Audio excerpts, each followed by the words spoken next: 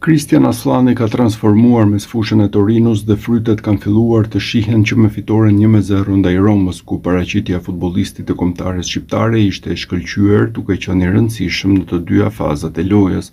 Natyrshëm edhe trajneri Marco Baroni ishte i lumtur me atë që ka parë nga lojtari dhe i pyetur pas ndeshjes rreth tij ka theksuar se e priste një gjë të tillë. Apo më çudit Aslani?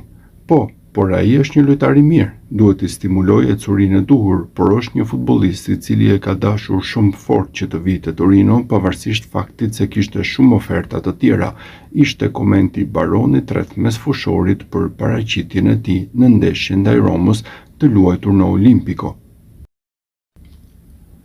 Ardian Ismaili dhe Christian Aslani në këtë ndeshje ishin protagonist me fitoren e parë të këtij sezoni në Serie A për Torinon, si mbrojtësi ashtu dhe mesfushori ishin titullar të Torinos në një sukses të rëndësishëm në transfert përballë Romës, ku skuadrës së tyre u mjaftoi një gol i Simeones për të marrë 3 pikët.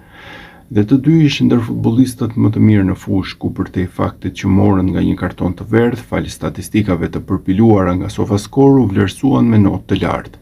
Ismaili mori notën 7.3 për paraqitjen e tij në Prapavi, ku fitoi 5 nga 7 duelet, spastroi 9 herë topin dhe dha 16 pasime të sakta nga 17 të tentuara. Edhe Aslani u vlerësua me notën 7.3 për ndeshjen e tij në të cilën luajti 80 minuta. Ai fitoi 3 nga 5 duelet e tij në mesfush, por spikati me 5 topa të gjatë të saktë, ndërsa dërgoi saktësisht në destinacion 20 nga 23 pasimet e tentuara në këtë ndeshje.